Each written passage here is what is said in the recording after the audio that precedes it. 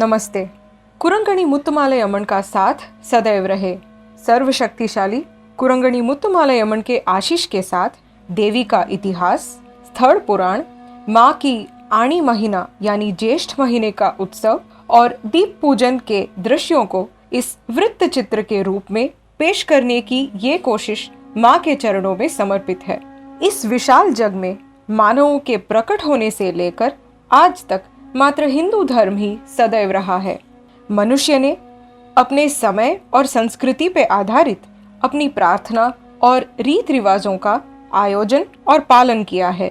फिर भी अपनी प्राचीनता और भक्ति की गहराई का नष्ट किए बिना चलती आ रही है हिंदू धर्म मात्र की पूजा विधियां। मनुष्य ने अपने सोच विचार बांटने के लिए भाषाओं का सहारा लिया। ऐसे उत्पन्न हुई भाषाओं में से एक तमिल भाषा भी है। इसीलिए तमिल भाषा को देव भाषा भी कहा जाता है। मनुष्य ने आरंभ में देखे महसूस किए हुए अजूबों को देव के रूप में नमन किया। इसीलिए सूर्य, चंद्र और पंचभूतों को नमन किया। समय चलते ही विग्रहों की आराधना होने लगी। विग्रहों का आराधन से लेकर शिव, ब्रह्मा, काली देवी, सरस्वती, लक्ष्मी जैसे भगवानों का आराधन करने लगा।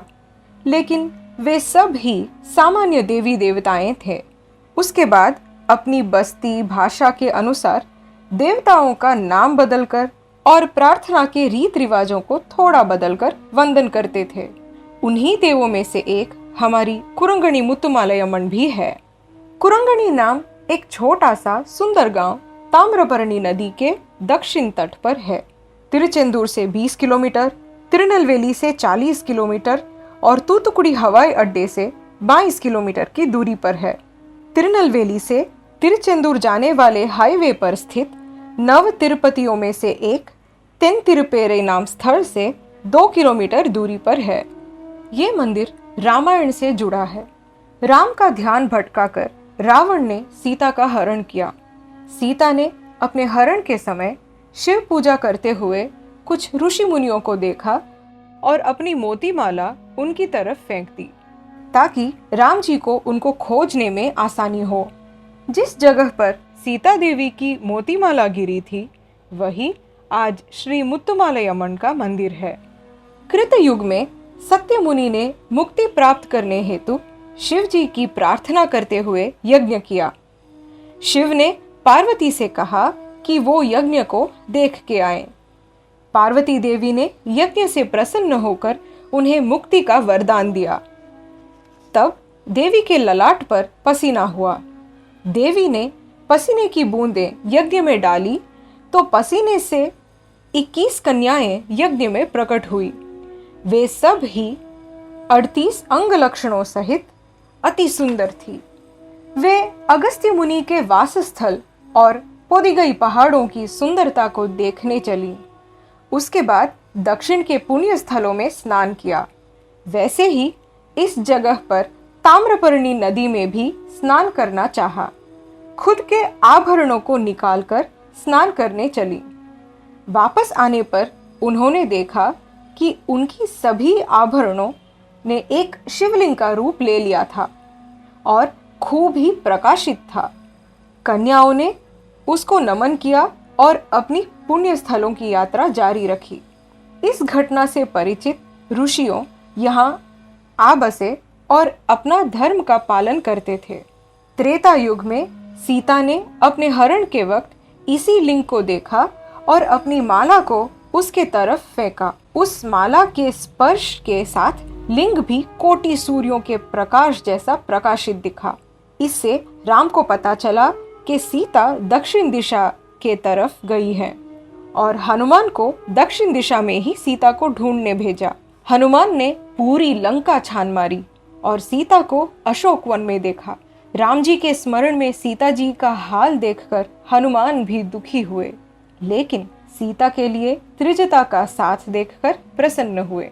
हनुमान अपने रोकने वालों की हर कोशिश को टक्कर देकर राम जी तक पहुंच ही गए। राम से हनुमान ने कहा कंब रामायण के सुंदर शब्दों में, कंडेन करपिन कनियई कणगड़ाल। उसके बाद तय हुआ कि रावण से युद्ध होगा। राम, लक्ष्मण, सुग्रीव और जांबवान ने चर्चा की और ये तय किया कि वानर सेना की मदद से युद्ध लड़ा जाएगा। सुग्रीव और हनुमान की सहायता से वानर सेना को एकजुट किया गया। माना जाता है कि ये चर्चा मुत्तुमालयम्मन मंदिर के दक्षिण पूर्व दिशा में स्थित एक बरगद के पेड़ के नीचे ही हुआ और इसी में रणनीति भी तय की गई। युद्ध के लिए इसी गांव से प्रस्थान किया और वानर सेना लंबाती हुई विशाल लगने लगी। आखिरी एक वानर जिस गांव आ पहुंचा, उस गांव आज वानरमुट्टी नाम से जाना जाता है। उस गांव के लोग आज भी कुरंगणी अम्मन मंदिर जरूर आते हैं। वानर सेना का जलूस के कारण कुरंगणी का नाम से जाना जाता है ये गांव।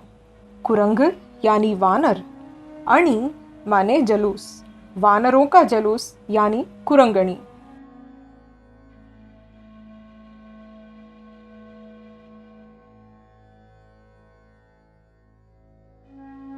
इस बात को प्रमाण देती हुई तमिल साहित्य में से एक कविता है।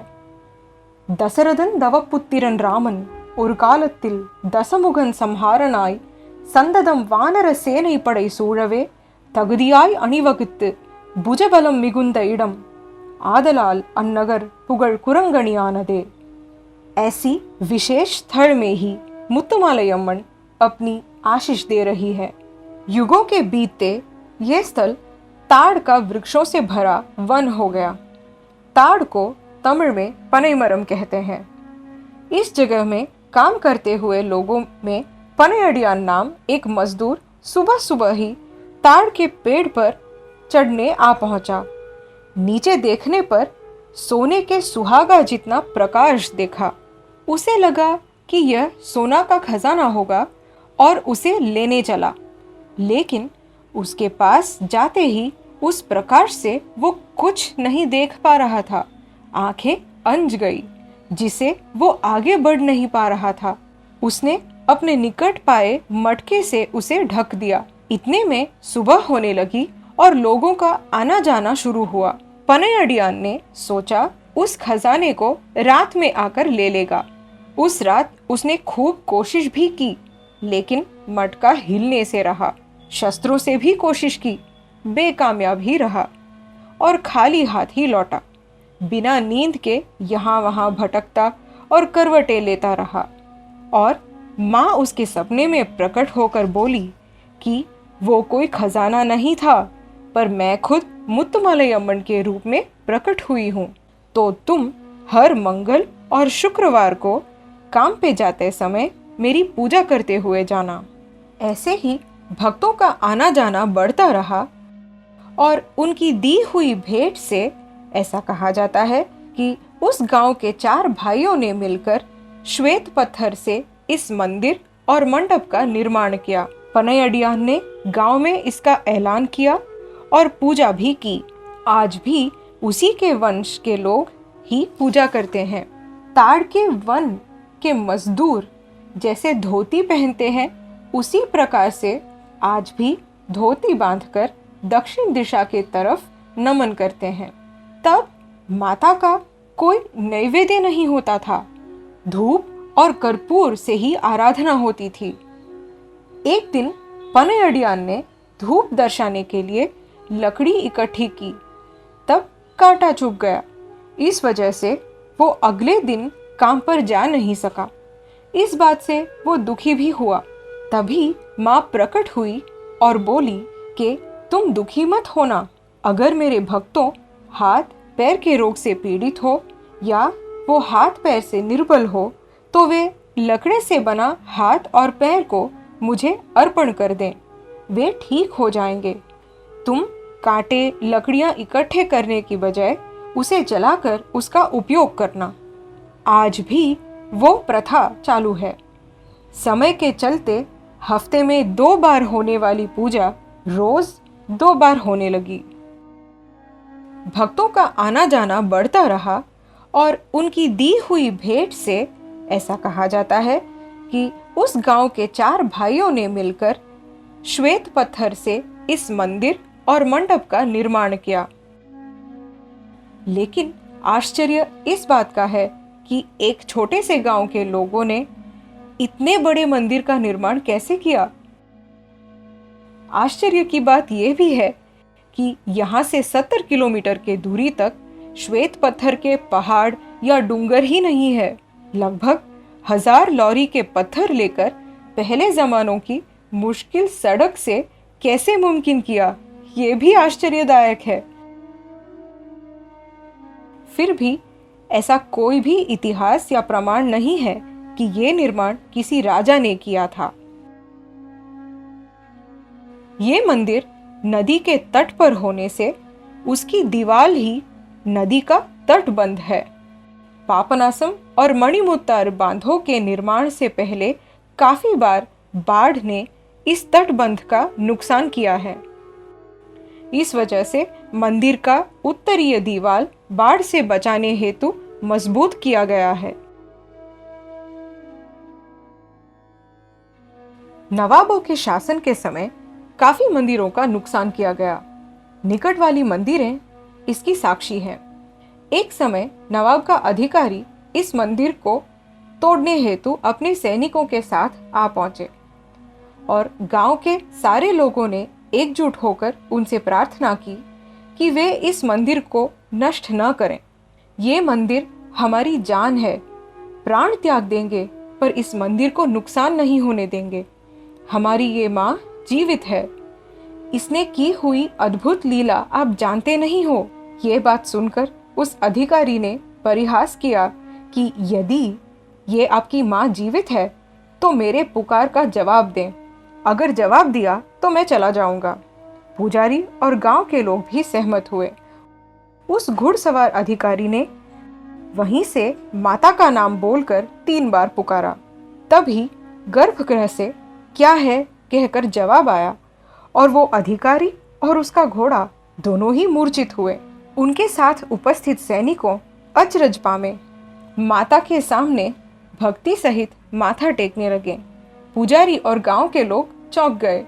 पुजारी मंदिर से पवित्र जल और भस्म ले आए और पवित्र जल को अधिकारी और उनके घोड़े पर छिड़का। कुछ ही देर बाद अधिकारी और उनका घोड़ा होश में आए। अधिकारी ने माता के सामने घुटने टेककर माफी मांगी और प्रायश्चित रूप 2 घोड़ों की प्रतिमा का योगदान दिया। वे घोड़ों का प्रतिमा आज भी पेरियासामी मंदिर के दोनों तरफ रखी हुई है और मंदिर के देखभाल के लिए सरकार से निधि का इंतजाम भी कर गए। इस मंदिर का रक्षक देव बनकर आए पेरियासामी की कथा काफी लंबी है। पेरियासामी मलयाल प्रदेश से आया हुआ माना जाता है।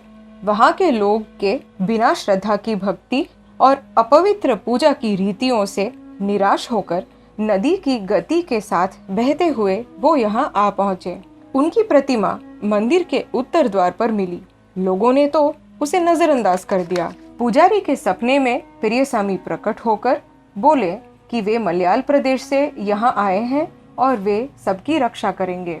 अगले दिन पुजारी के साथ गांव के लोगों ने मिलकर उस प्रतिमा को उठाया और माता के दाएं तरफ उत्तर दिशा की ओर नदी के तट को देखते हुए प्रतिष्ठा की और पूजन भी किया। आज भी पेरियासामी ही इस गांव का रक्षक देवता है। इस गांव में पैदा होते लड़के पेरियासामी की मानता रखते हैं। लड़कियां भी माता की मन्नत रखती हैं। सदियों से ये प्रथा चलती आई है और आगे भी चलेगी। 8 से 9 साल के लड़के और लड़कियां इस मंदिर का वार्षिक त्योहार यानी ज्येष्ठ महीने का आखिरी मंगलवार से 8 दिन पहले से व्रत शुरू करते हैं। व्रत माने भक्ति युक्त कठिन उपवास रखना। माता का स्मरण करते हुए दिन में एक ही बार खाना होता है। रोज 2 वक्त स्नान करके खुद के कपड़े धोकर सुखाकर 8 दिन वही पोशाक पहनते हैं। सिर पे तेल या अन्य सुगंधित द्रव्य का उपयोग मना है। लकड़ी का बनाया हुआ जूता ही पहनना है। माता का पूजा संपन्न होने पर ही खाना खा सकते हैं। परिवार के सदस्यों भी उनके खाने के बाद ही भोजन कर सकते हैं। व्रत करने वाले गोबर से लीपित जमीन पे अपने तौलिए पे माथा रखकर ही सोते हैं। 8वां दिन इसका पालन होता है। माता का कोड़ईविड़ा छत्र त्योहार से 15 दिन पहले त्योहार के शुभ आरंभ हेतु स्तंभ प्रतिष्ठा की जाती है। इसे निर्जला व्रत कहा जाता है। एक लकड़ी का स्तंभ लेकर उसका अभिषेक करके सुगंधित पदार्थ और चंदन लगाकर, हल्दी कुमकुम तिलक लगाकर, आम के पत्तों का तोरण बांधकर, माला पहना के, मंगल गीत, ढोल नगाड़े सहित पटाखे जलाकर आसमान में गरुड़ भगवान की उपस्थिति में उपडारी अम्मन के मंदिर के सामने गांव के लोगों के सामने ही प्रतिष्ठा की जाती है। उसके बाद नैवेद्य किया हुआ पानगम नाम प्रसाद सभी भक्तों में बांटा जाता है। इसके बाद ही छत्र पूजा और बड़े त्योहार की तैयारी शुरू होती है। छत्र पूजा के अगले रविवार से कला प्रदर्शन शुरू होता है। उस रात धार्मिक प्रवचन और तमिलनाडु की प्रख्यात कला विल्लिसई भी होता है। अगले दिन धार्मिक प्रवचन, वाक स्पर्धा, वाद प्रतिवाद, भरतनाट्यम, लाइव म्यूजिक प्रस्तुत होते हैं। सोमवार रात 1 बजे छोटी पालकी में श्रीमन नारायण स्वामी, श्रीदेवी और भूदेवी सहित सवार यात्रा करते हैं, भक्तों को दर्शन देते हैं।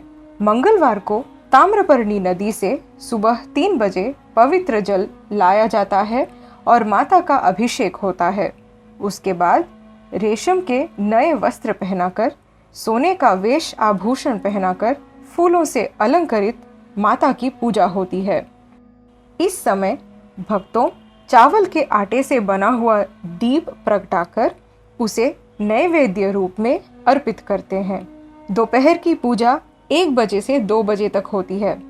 उसके बाद रात 8 बजे व्रत रखने वाले लड़के पेरियासामी मंदिर में शरीर में सुई लगाकर नीम के पत्ते का गुच्छा लेकर मंदिर की परिक्रमा करते हैं, आहो अय्याहो पुकारते हुए। तब उन्हें दर्द महसूस नहीं होता, न ही खून निकलता है।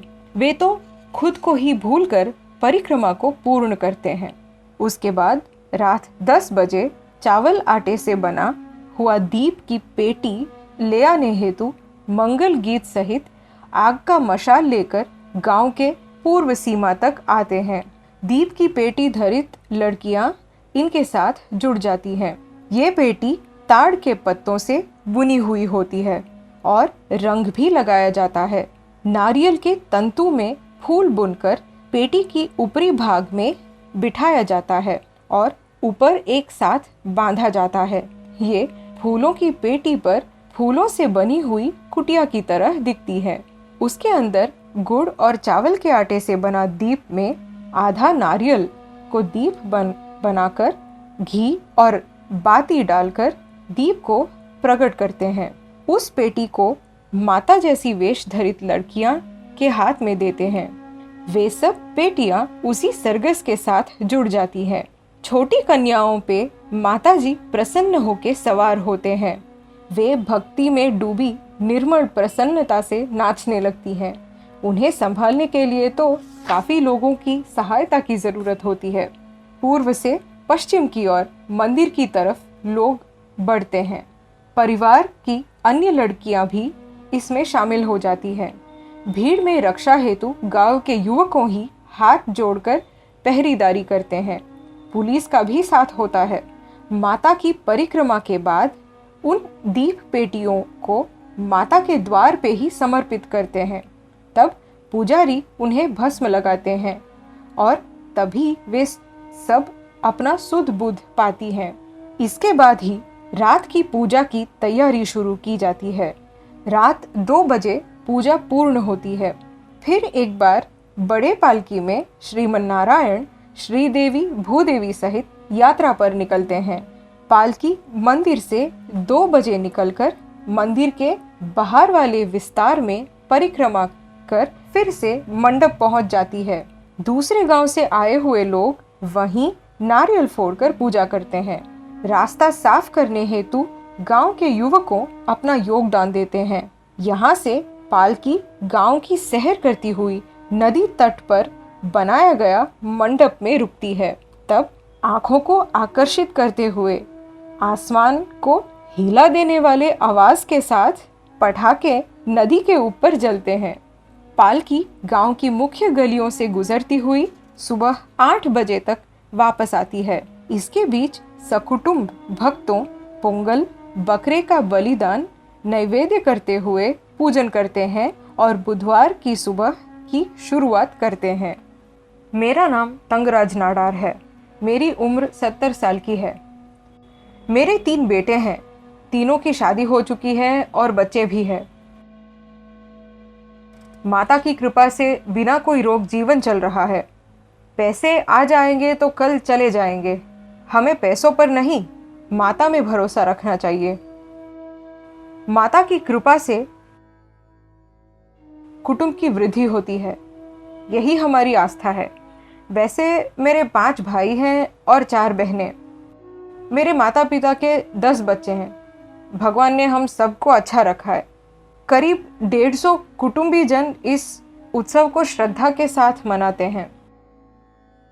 आगे हम माता और देव को रेशम का वस्त्र चढ़ाकर, नारियल फोड़ के, कल पोंगल बनाकर, बलि चढ़ा के, माता के द्वार पे नैवेद्य कर, हुंडी में दक्षिणा देकर, बगीचे में जाके खाना बनाएंगे और खाएंगे।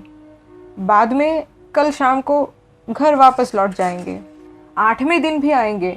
उस दिन भी ऐसे ही भीड़ होती है या फिर थोड़ी कम। और उस दिन 1000 दीपों से दीप पूजा होती है। उसे देखना मात्र बहुत अच्छा लगता है।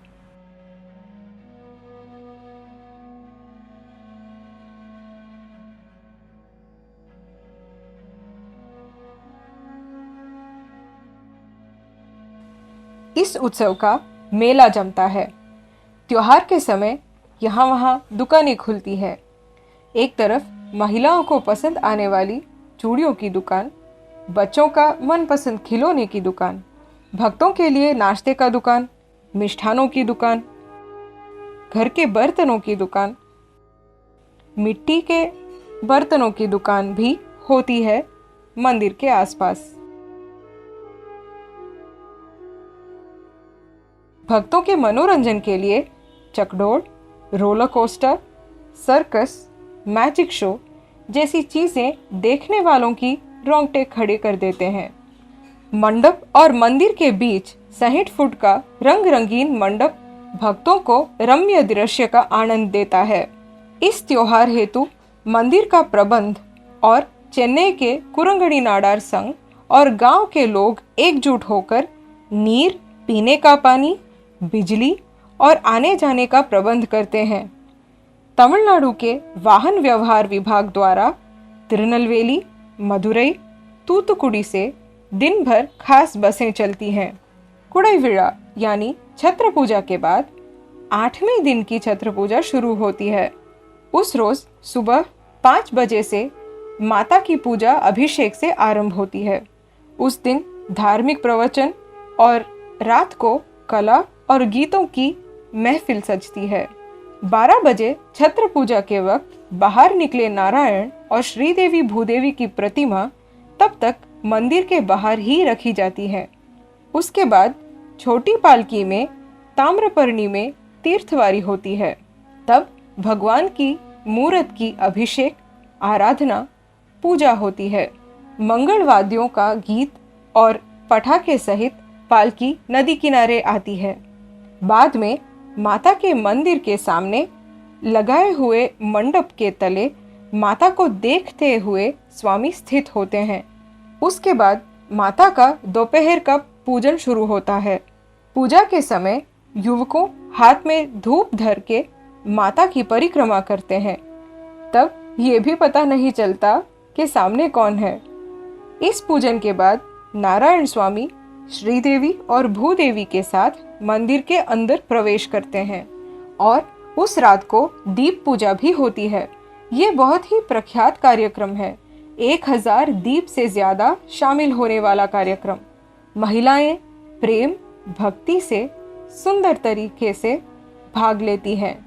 हर एक दीप को तेल, बाती, चंदन, कुमकुम, तांबूलम, फल और धूप नैवेद्य करते हैं।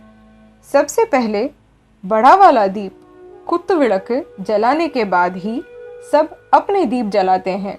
दीप जलाने के बाद मंत्रों बोले जाते हैं। 1000 दीपों को एक साथ देखना और 1000 लोगों को एक साथ मंत्र बोलते सुनना बहुत अच्छा लगता है। ये दृश्य मज़ेदार होता है।